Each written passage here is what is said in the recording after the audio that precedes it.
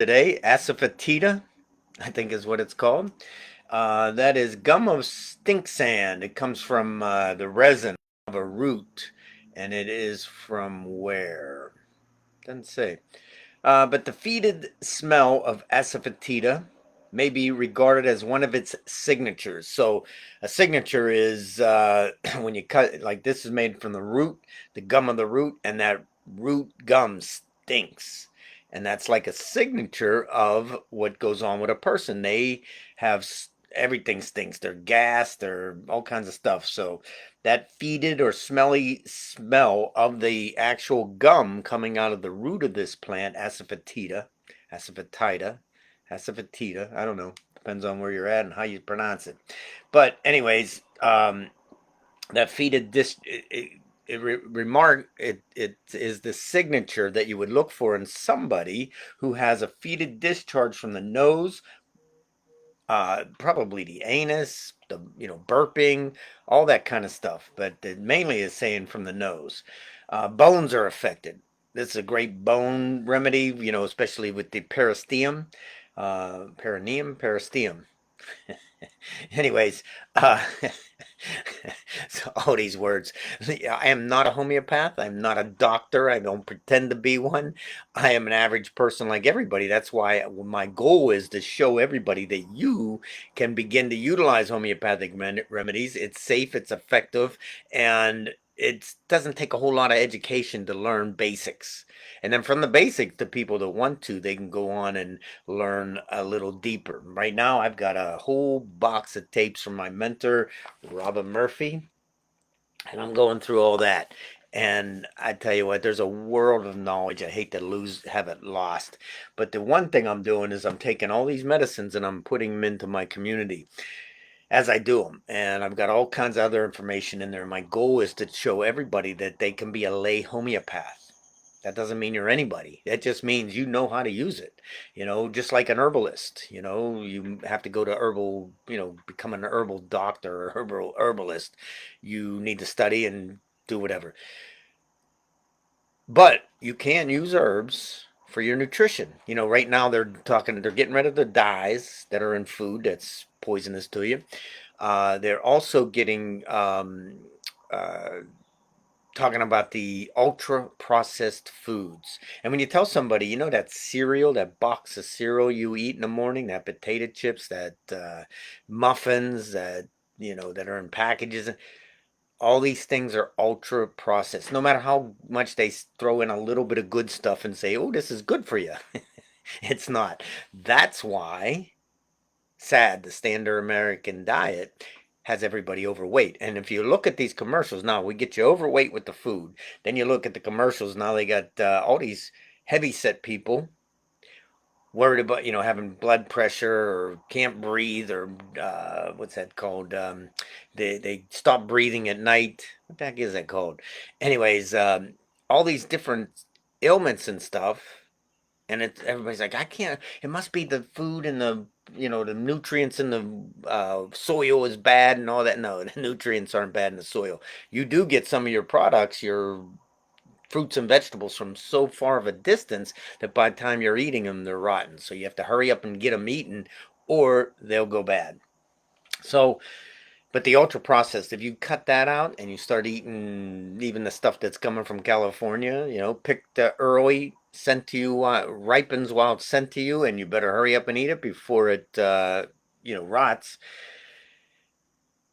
This is what the problem is, the food we're eating. And it's good they're going after this. Exercise. People don't get out and move, they don't get out and do anything.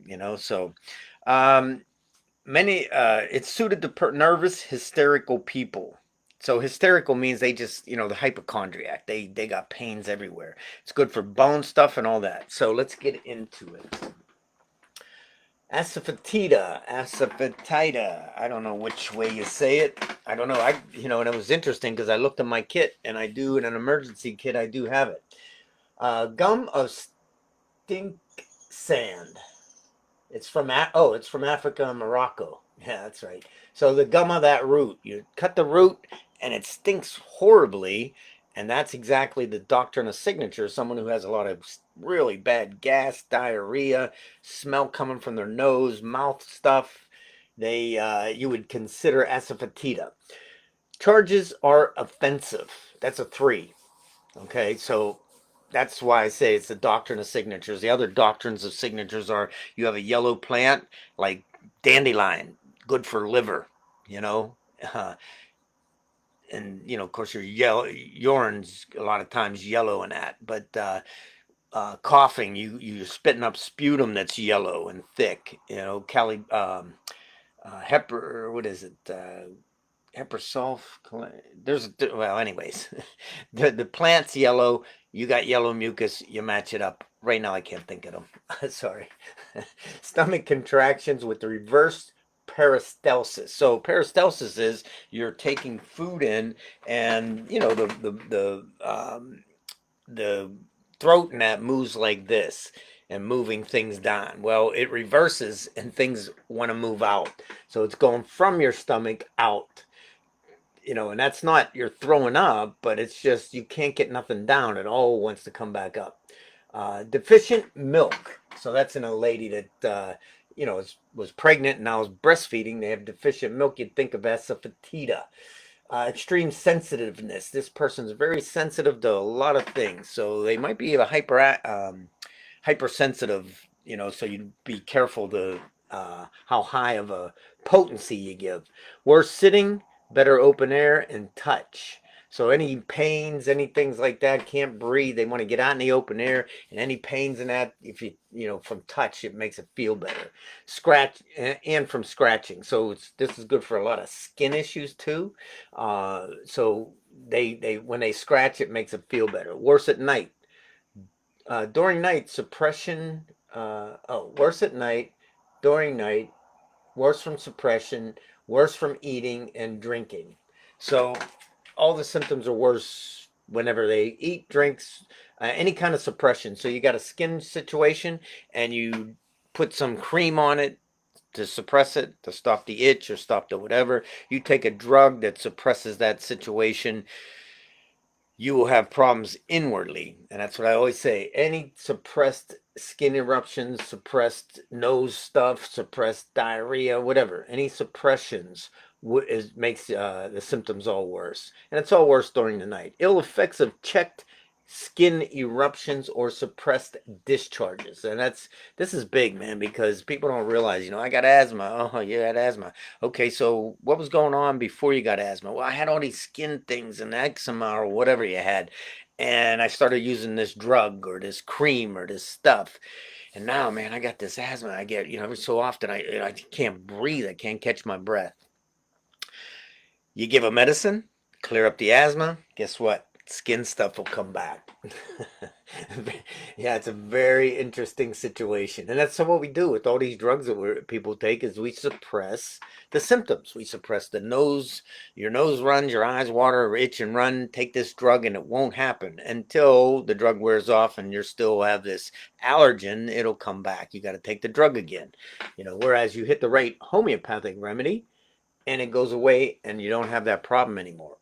Um, you know, it could be tricky too. I don't want to lead anybody astray that this is a simple medicine. A lot of doctors in Hahnemann's time was like, hey, this stuff works. Let's try it. Let's do it. And they realized, man, I got to search and figure out which medicine. When I know, heck, I just give you some mercury and that thing goes away. Not good for you because mercury, you got mercury in your fillings. I got 2 fillings left. I want to get rid of them. You hate to pull your teeth out when they're good, but one is gives me problems, so I take mercury and the problem with the gum goes away. So this mercury fillings, they tend to leak, so you don't want to take a lot of these drugs and things, and like the mercury they put in, I can't wait to get that out. I'm sure that's affecting me in ways I shouldn't be uh, having. Oversensitive, so they're oversensitive. They take things, they cry, they want sympathy, they crave sympathy, desire one thing and then another, they faint. So they're very oversensitive, and they're very what's it say, they're very, let me see, yeah, they're very watery stools, offensive asafoetida, digestive tract, deficient milk. Where was it? They are Hysterical scrofulous syphilis, good for syphilis when you have taken too much mercury.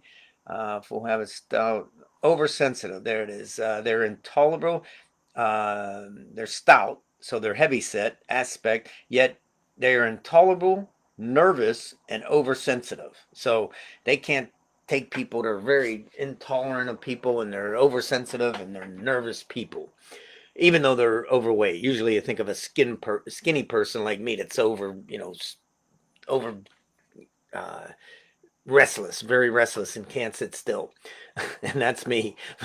So I'm the opposite.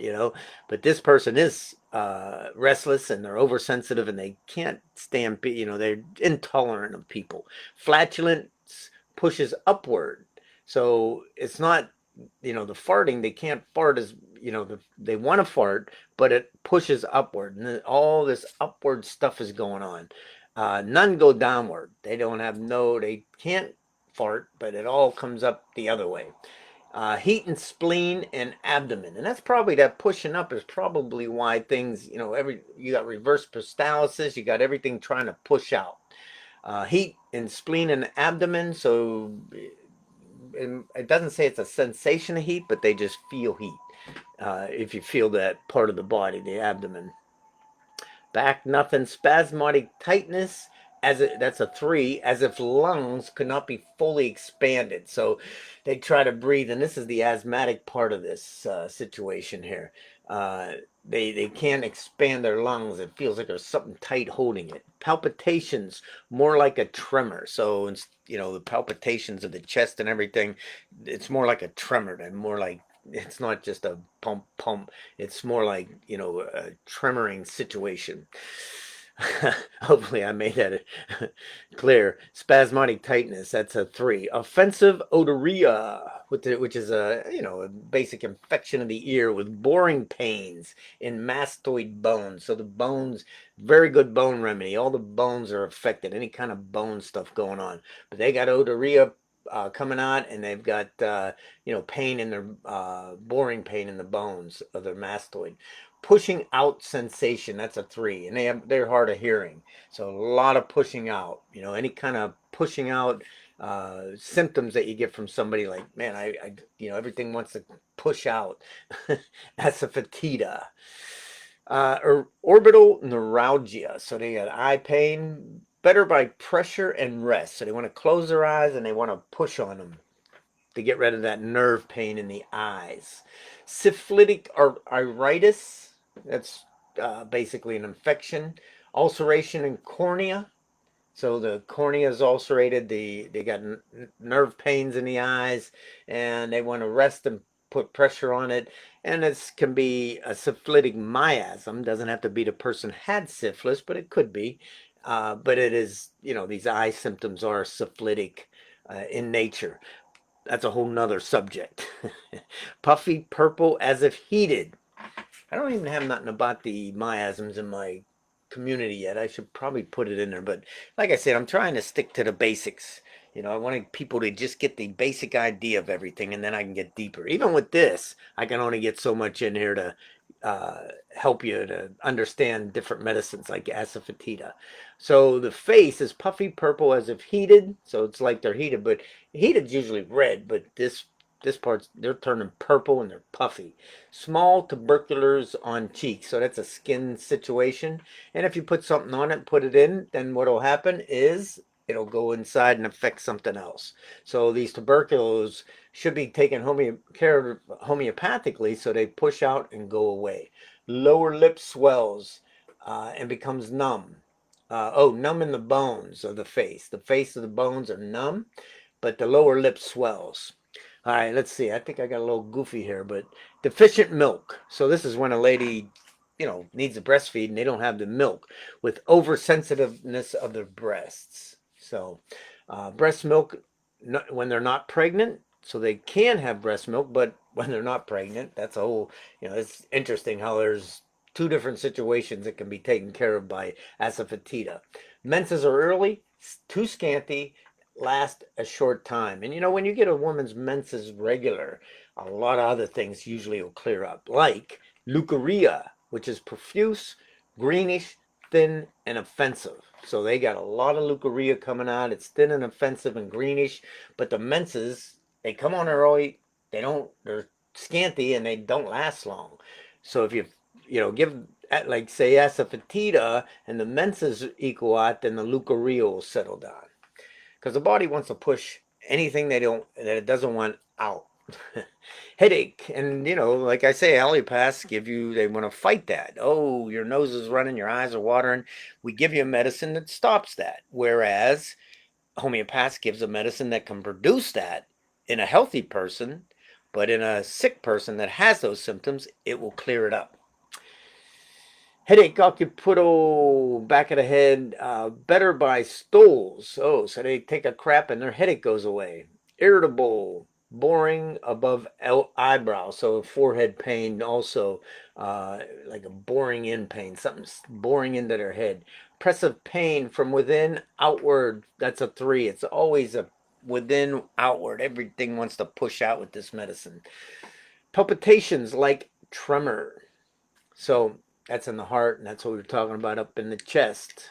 Was it the chest? There was some palpitation somewhere. What happened? Oh, that's the AA. Go away, man. That was the AI. What is that, Gemini or something? Started answering me what I was talking about. But palpitations in the heart. Heart seems full, distended, reflex heart symptoms of nervous origin. So they're very. That's why I say they're restless. They're nervous. They have these heart symptoms, and the heart seems full and distended. So a lot of even the abdomen is full and distended.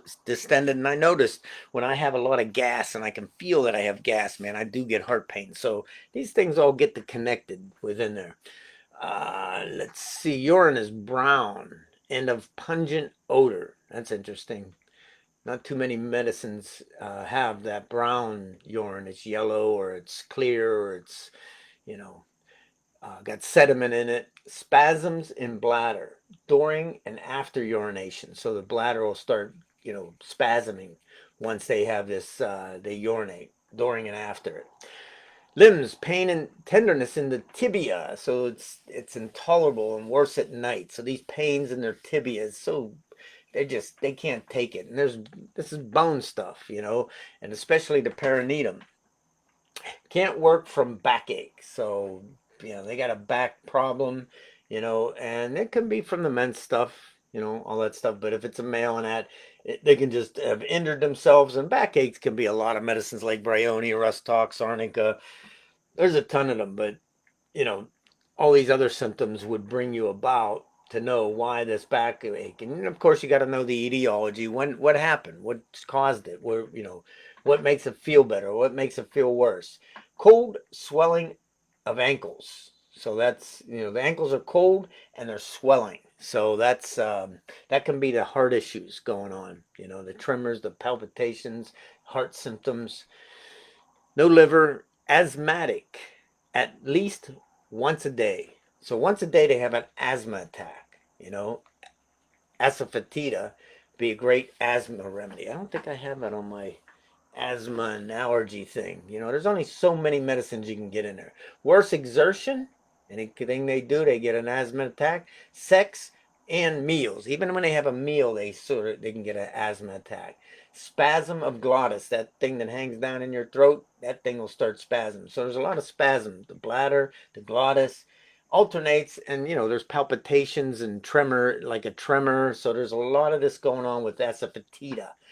Alternates with contraction of fingers and toes. So the fingers and toes will cramp up and contract, with all these different spasms. Male, needle-like stitches in penis. So it feels like a needle's being stabbed in. Fainting after seminal emissions. That's interesting. You always think of a woman fainting. This guy has sex, has an orgasm, and faints. Probably girl think she killed him from the heart symptoms. Greasy, rancid taste in the mouth. So there's that fetid smell. Constant chewing with frothy saliva. So their jaw constantly wants to move like they're chewing, and they've got a lot of bubbly saliva. Chorea, which is involuntary movement. So that's that spasms, that involuntary movements. Not quite an epileptic thing. Offensive discharge coming from the nose. So there's that fetid smell coming from the nose. Syphilitic ozanea with offensive, purulent discharge. I forget. Ozanea is like, where is that dang thing? I looked it up this morning. There you are. Ozanea is chronic rhinitis. Yeah. So chronic nose infection that has to do with it can be it just could be a infection. That could be you know allergies to something. They just chronic um, Ozanea or infection of the nose. Anyways, and it's offensive. The discharges are offensive. This got to do with syphilitic, so there's a lot of syphilitic stuff, miasm stuff going on. Decay of nasal bone, arm metallicum and Asafoetida has that in it. Any decaying of the bones up in the nose, you would consider these two medicines. Arm metallicum and Asafoetida. Diarrhea, extremely offensive with meteorism. Meteorism is just a lot of gas. I don't know why they call it meteorism. Reminds me of uh, Pluto? No, not Pluto. Jupiter. That's a gaseous planet, but yeah, they used to call it meteorism. So they've got diarrhea and they've got all this offensive gas coming out. Oh, that's what it says. Gas with bloating and distension. So, and like I say, they can't really fart. It all wants to come up the other way, and regurgitation of food. So they want to they got this gas and this distension and all that going on, and they want to regurgitate their food. Now there's that reverse peristalsis, peristalsis, peris, peristalsis, peristalsis. That's what it is. Try to say all these words this early in the morning. All right, where was I? Regurgitate. Diarrhea is dark, watery, and fetid. So very smelly, offensive gas and uh, diarrhea, and it's just like watery coming out. Some of them will say like a fire hose. That medicine when someone has projectile diarrhea, I think they call it. Suppressed skin symptoms produce nervous disorders. So that's and here we are again with the suppressed skin symptoms. You do anything to suppress them, whether it's a drug or a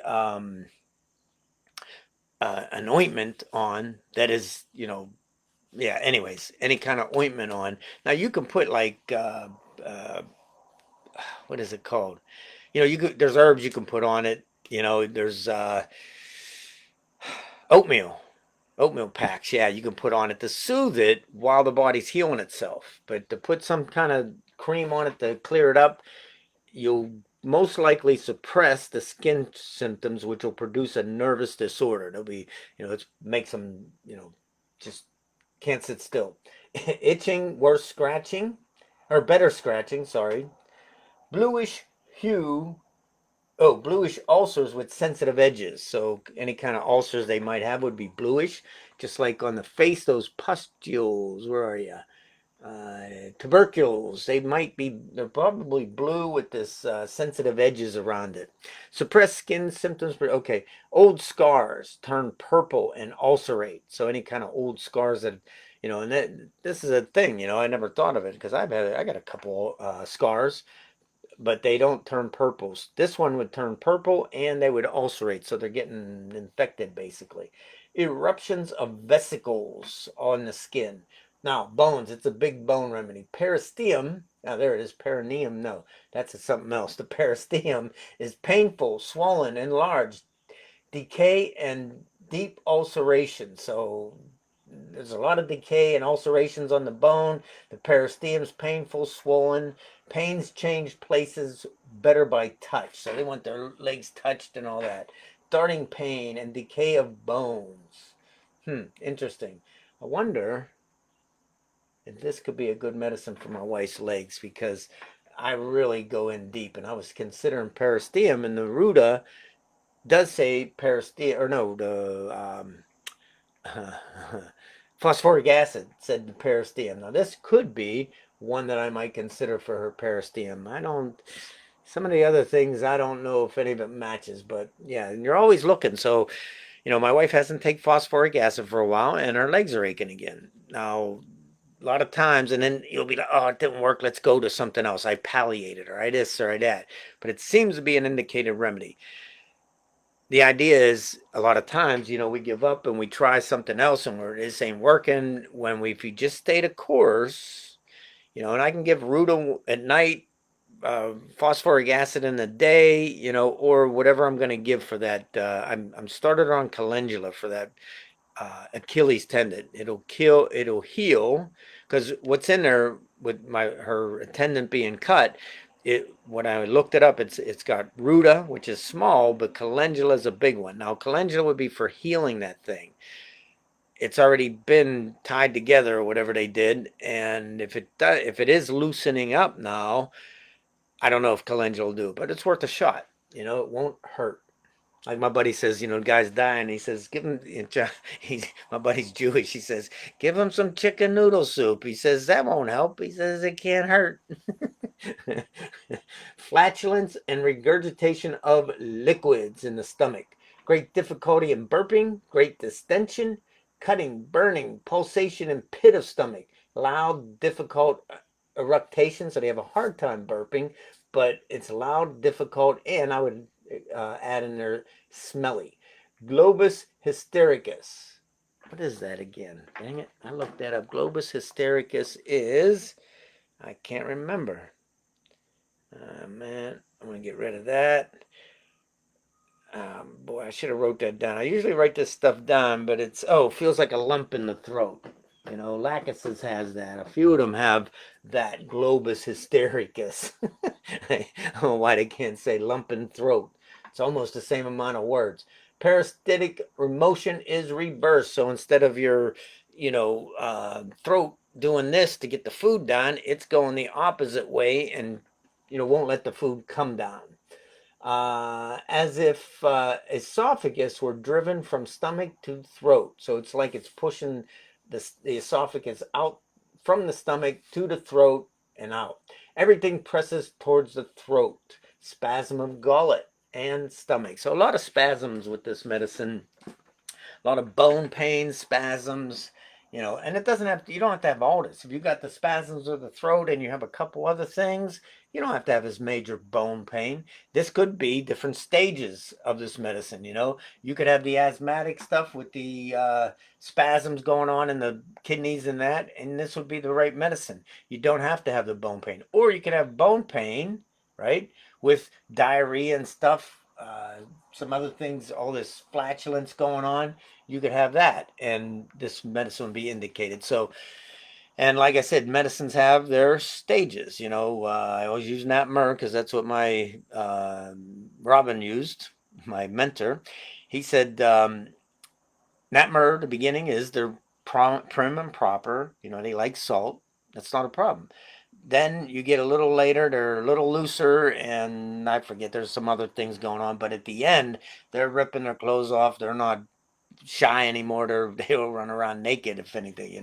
So that's the different stages. So there could be different stages here of the medicine that you're going through. It could start out with just a little bit of distended stomach and all that, and a little asthmatic stuff. That could be the beginning. Then you can get into pressing outward. The peristalsis starts reversing on you, and then you can get to having diarrhea, and with all the gas and that could get later, and then your bones could start aching. So it could be something to that effect. I'm not saying it is, but it could be. Okay, Asafoetida. Comments: Asafoetida has hiccup-like contractions of diaphragm. So it's not they're going, but they have these things going on in their diaphragm like they're hiccuping. So gripping pain below navel while standing, heat in spleen and abdomen, stitches in right hypochondrium toward the diaphragm. Asafoetida affects the left side generally. So if you have a right-sided, two medicines you're looking at, one's right-sided and Asafoetida is left-sided, you would choose Asafoetida, because they both have similar everything, but one's left-sided, right-sided. That's differentiating between things. Left side of abdomen, left hypochondrium, left side of neck and nape, left arm, left leg. Hysterical restlessness and anxiety from this pain. They got these pains here and it's just restless. Oh, that hurts, that hurts. And they keep touching it and holding it. Inflamed, dried sensation better in open air. So they want to be out in open air. The following is a strong characteristics. Bones of orbits bruised in the eyes, sore, sensitive, iritis after abuse of mercury. They were given a lot of mercury to heal people in them days. Mercury has less of sensitiveness. Okay, so more sensitive from the abuse of mercury, asafoetida. Mercury has less sensitiveness. Decay of bones, that's also a mercury thing. Multiple nodes on the roof of the mouth, discolored the mouth is discolored, bone deeply involved in everything, so big bone thing. Peristeel disorders ending in ulcers, the sheathing over the bones. You're getting ulcers on there, which are sensitive that no dressing is tolerated, no pressure. Pressing pains in various parts, especially pressure from within outward, worse in warm room and better in open air. I'm over a minute. But asafoetida, asthma, bone pains, diarrhea, everything wants to push out. Your throat won't let nothing down. A lot of distended gas and things like that. And that is asafoetida, gum of stink sand. I don't know why it's called stink sand, but the name fits. You cut that root and it stinks. And everything with asafoetida, whatever's coming out of a person, smells bad. That is morning medicine. You can age, but you don't have to get old. Man, I keep going over by a minute or two.